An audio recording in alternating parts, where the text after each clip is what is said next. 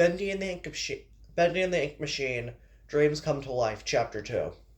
This is Bendy. This time, the introduction of a two-dimensional drawing had been kind of, well, I guess cute, though. Cute wasn't exactly a word I used too much in my day-to-day existence. But, yeah, sure, cute. Nice to meet you, fictional character. But now, trying to explain to you what I understand about that moment. What I know now compared to what I knew then. I didn't know, for example, that when Mr. Drew smiled, you had to look close at his eyes for a small crinkle in the corner. Every artist knows that crinkle. It makes for a more authentic looking smile. But I wasn't really an artist yet. Not then. I didn't know what was missing. I didn't know, either, that the introduction could have been so much meaning. That at a party, the way someone shook your hand, said their name, or even the way Mr. Joey Drew introduced me to people, I didn't know then it was all kind of code, something to decipher, something I wish I knew right then and there.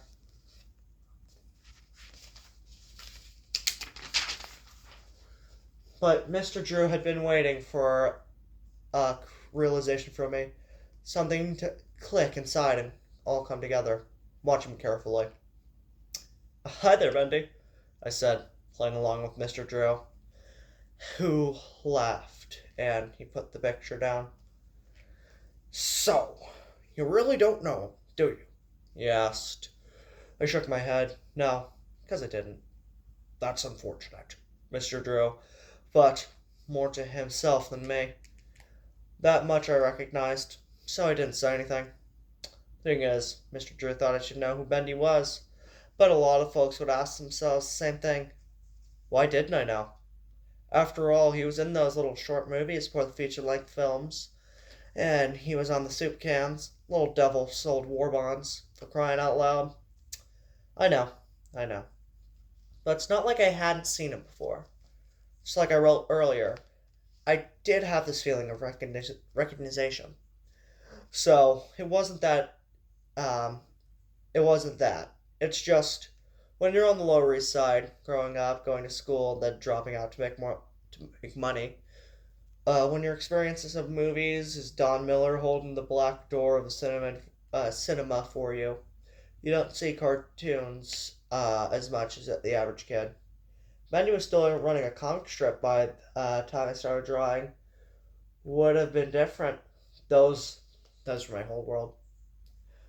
It wasn't my fault. It wasn't anyone's fault. It was being poor's fault. It was trying to do right by my ma and working 12 hours a day. Let's just be honest here. Those cartoons weren't exactly popular the way they had been. I was rarely in the world when the Bendy tunes were all the rage, so Little Devil wasn't a big deal. He didn't represent anything. He didn't mean anything, except he meant everything to Mr. Drew. That's my point. That's my whole point, he said, standing up and pacing around the room. He still wasn't talking to me. Sorry, sir. What's your point? I asked. He looked at me but kept pacing. What is the studio coming to? What have we come to that a kid your age doesn't know Bendy? This is my point. This is why. He still wasn't making much sense. It's kind of crazy that a few sentences that made sense could still sound like total nonsense. You like that, Dot?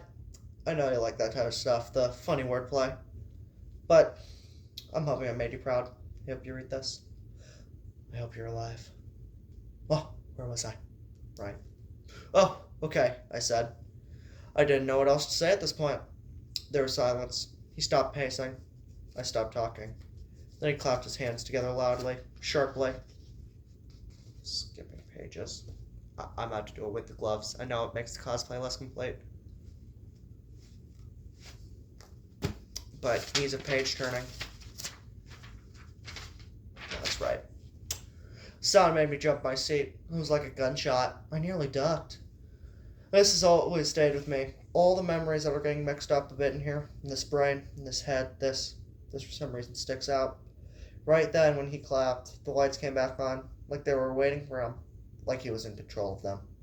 But he wasn't. I made the connection back then. Somehow it made sense to me, just maybe. He had the power to do that. He didn't, and he doesn't. Don't let anyone think he does. Mr. Drew noticed that light and laughed. Ha! Exactly how you'd spell it, just like that. Ha! He turned to me. He was smiling again. Come on, I'll give you a tour, kid. I nodded. All the strange thoughts I'd had that short moment disappeared. I was excited now. I was getting a tour of a studio that made cartoons. I was going to meet other artists. This was all how I pictured my day when I woke up that morning. Or this was not at all how I pictured my day when I woke up that morning. Great. I was in a flash following Mr. Drew out of his office to the brightly lit foyer. A woman sitting behind the desk next to the door. She was compact-looking with jet black hair formed into perfect curls. We're going for a tour, Miss Rodriguez, announced Mr. Drew as he passed her. Dom's here, she replied, not looking up from her typewriter. Sure enough, there was a tall, broad man sitting in one of the chairs near the elevator. Had one leg folded neatly over the other, holding his hat in his lap. Next to him was what looked like a yellow tool bag with the word "gent" written on it. I glanced up at Mr. Drew and saw his smile flicker. Kind of way lights do before they go out. Then it grew larger, and pointed at the man and said, Tommy Carter! It wasn't a question. The man stood, picking up a long, narrow cardboard tube that had been sitting next to him and beside him on the chair. Mr. Drew pointed at the tube, but he didn't say anything. He smiled longer. Yes, sir, said Tom, though he hadn't been a question. It is. What was? Sorry about that, buddy. Got to take this meeting. Big plans, kid. Big plans, said Mr. Drew. Come back first thing and we'll get you settled in. He didn't look at me, but he did give me a firm pat on the back as he extended his other hand toward his office. Right this way, Tommy. Mr. Kuna, replied Tom as he walked over. Mr. Drew just laughed at that, though I didn't get the joke. They went back into their office, closing the door behind him. I was alone then. I walked to the secretary. She didn't look at me. I didn't expect her to at this point. I also didn't know what to say. What did he hire you for? Asked Mr. Rodriguez. A gopher? Maybe. Maybe an artist. He said I'd be in the art department. I wasn't so sure anymore what exactly my job was going to be. Mr. Rodriguez stopped typing and leaned back, looking down at her desk. She pulled open a drawer and grabbed a thick envelope full of papers. Finally, she looked at me as she handed it my way. Fill these out and bring them with you tomorrow. Come by at 9 a.m. and check in with Miss Miller downstairs in the lobby. I took the paper and nodded. Thanks. Miss Rodriguez looked at me for a moment longer, like she maybe wanted to say something, but she didn't. She just went back to typing. I didn't go home right away. First, I had to see Mr. Schwartz, let him know that delivery was made and Mr. Drew was pleased with the suit. Then I had to quit.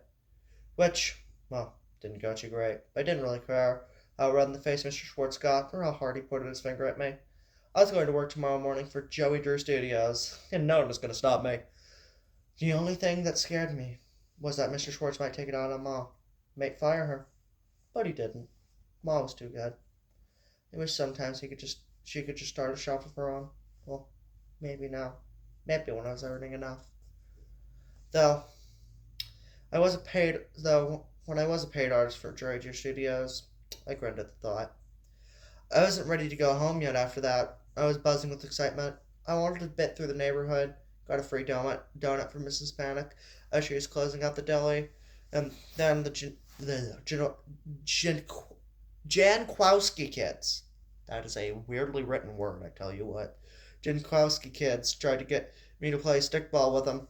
I smiled and kept going, and eventually to East River as the sky was turning a dark purple.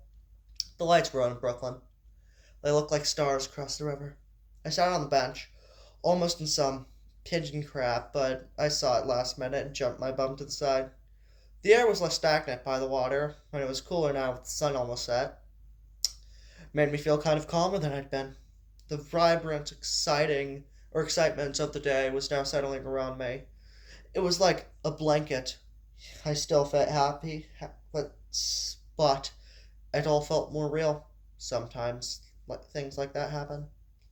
I got home late, real late. The hall light was on, which was nice of Ma, but I knew I had to shut it off immediately behind me. Lighting bills get high, and then Ma has to work more. I hope now this new job, maybe lights wouldn't be as big of a problem. Maybe she could sit up and read comfortably and not with a candle. Where was I? Ah, damn. I lost my place. Give me a second here. Ah, there we are. I knew I'd probably get some speech next morning about being out so late. She'd like to know where I was, like I was a kid or something. Which wasn't my fault for losing track of time. It had been a big day. I opened the door slowly as I could. Ma slept on the day bed in the sitting area, right there by the entrance. It was all one space, the kitchen where we ate, where we sat, and the door opened right up into all of it. She was curled up under the sheet, deep asleep, and I slipped out of my shoes, carrying them to my room. My room was never actually pitch black. It's funny, but up until this day, standing in the dark lobby of Joey Drew Studios, I had no idea there could be different types of dark. It never occurred to me that the street lamp outside our windows made it possible for me to find my bed, toss my clothes into the corner, and crawl under the sheet in my shorts without crashing into everything. It never occurred to me that it could be so black you couldn't even see your hand in front of your face.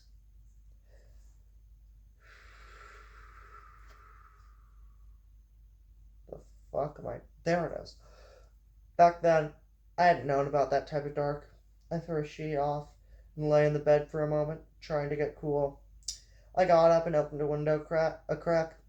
There was not much of a difference in temperature. There was something soothing about the hum of the city.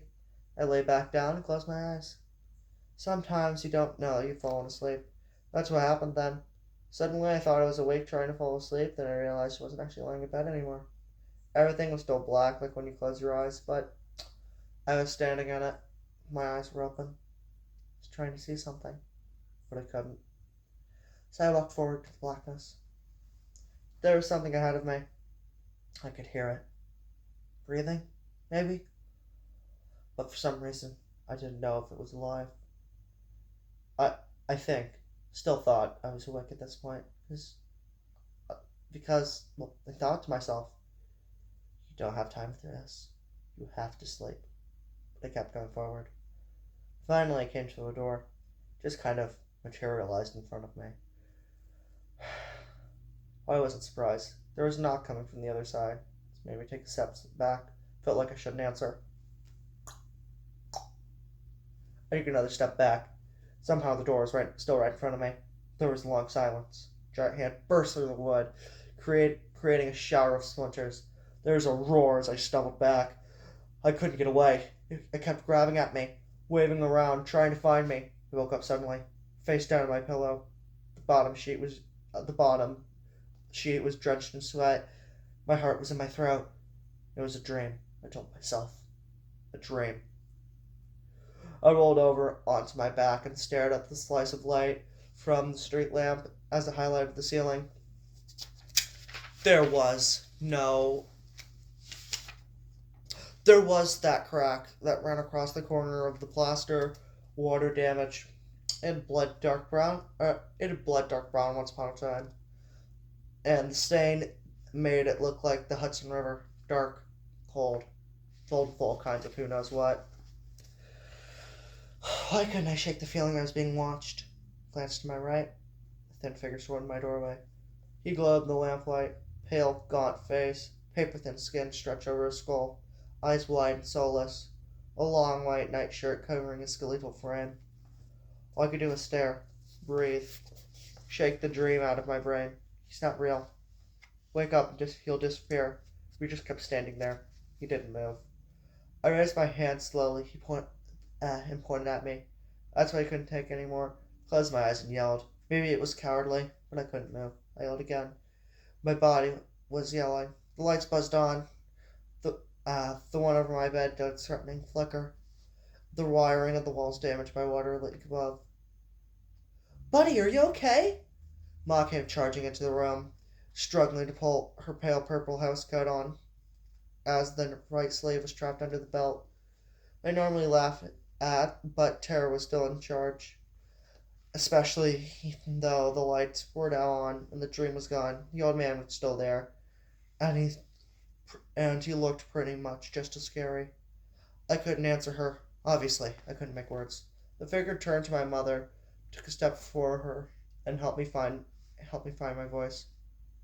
You stay away from her, I called out, and leapt from my bed. My foot got caught in the hole at the bottom, knit blanket, and draped the edge, and I fell face first onto the floor.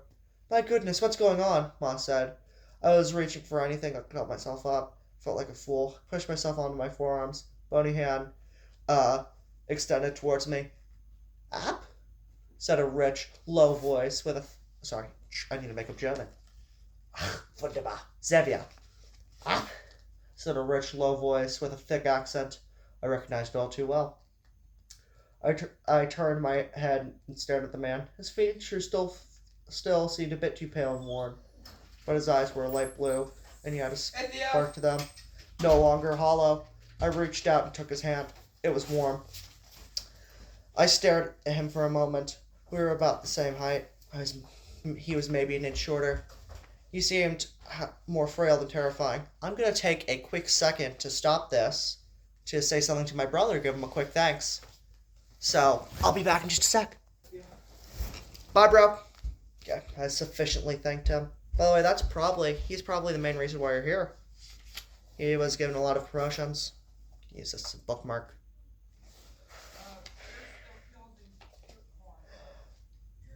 I stood and stared at him for a moment. We were about the same. I looked at Ma. She managed to get her arm through the sleeve, and she was staring at me like I lost my mind. Maybe I had, but the guy on the other hand. Who's the old guy? I asked, pointing just to make sure she knew who I was talking about. Since it seemed so confused to me, it didn't seem like. She seemed so confused, and to me, it didn't seem like a confusing situation. Ma closed her eyes and smiled, and she sighed as she opened again. The old guy is Jozed. Pretty sure it's a Polish word. My what now? Your grandfather, but that's not the voice. There we are. Your grandfather, buddy. My father. The words caught in her throat a little bit. I looked at the old man. He didn't smile. He didn't say anything. I just stood staring in that way he had been, framed by the doorway. Oh, this is sad given the time period. Cat, stop trying to butt my axe. Cat, get out of here. My cat just bothered me. That's hilarious. That's staying in the recording. What's he doing here? Look, I'm taking him to bed. I'll come back and we can talk. She said, murmured something to him in Polish, then nodded. So the German accent's wrong, so I'm just going to not give him an accent. Just because I don't know what a Polish accent sounds like off the top of my head. I sat on my bed. It was the first time all day I finally felt tired. Not excited because of Mr. Drew or terrified because the person who was evidently my grandfather. Just very, very tired. Ma came back and sat next to me. She gave me that sort of sideways glance. She was so good at it. I mean, she thought it was funny. It wasn't exactly her laughing at me, but it wasn't not laughing at me either. I'm sorry. I didn't know. How could I have known? I asked. It's okay. It's my fault. Everything happened so quickly, I didn't know he was coming today. I wasn't ready for him myself, at least. I didn't put him in your bed. Imagine what type of shock that would have been. She laughed. She said with a laugh, My bed? You've got the big bed, buddy, and we're just gonna have to make it work for a while. I sighed hard. I didn't say anything. My mom was nice, warm kind of person. But don't let that fool you. You didn't argue with her. You never went. When you didn't come home, I put him When you didn't come home, I put him with me tonight. I didn't want to scare you. I'm sorry, I corrected myself because I didn't see the quotation mark. That was nice of you, I said, feeling sorry for myself. Wasn't it? My boss said with a wink. And where were you so late? Don't think of your poor mother. You don't think of your poor mother at home, worried sick? I didn't. I didn't think it was time for a change of subject yet. I still didn't have enough information. My grandfather came back from the old country. It was now here in my apartment in New York. And why? The why still hadn't been addressed. But it was late. And the answer would not make her happy. I got a job, I said, trying not to smile. Trying to make a casual sort of thing, like I didn't care that much. What about Mr. Schwartz? She asked, biting her lip. Don't worry, he didn't get mad. You still have your job. But I hope soon you don't have to work for him either. This job's better. I'm working as apprentice for Joey's Drew Studios. You know where that could lead us? You get paid for that? Of course. Twice as much even. Ma smiled with a small smile. Maybe I wasn't even meant to see it, but something in her head relaxed, made her feel proud. What's a Joey Drew studio? She asked, turning to face me, one knee up on the blanket. It's where they make cartoons. Bendy cartoons. I get to be a gopher, but also a drawing apprentice and, learn stuff. She looked at me funny. What? That wasn't unusual. She always looked at me funny. Like there was a whole story going on in her head that I'd never get to hear. Secrets. She smiled again. So, you get to draw and get paid for it? It wasn't a question. Yeah. And your grandfather arrives the same day you get this job. Sure, I said. Perfect, she smiled. I didn't get the connection, and of course she didn't start to explain it. I didn't ask either. It's funny. Just started to realize how much I didn't ask questions back then. Not until I met you, God. Well, I'm happy for you, buddy. She leaned over and kissed my forehead. Made me feel like a little kid. Now get some sleep. We'll talk about everything tomorrow. That made me feel even more like a little kid. She left over and turned on the light and crawled back under the covers. And only then did I remember my dream.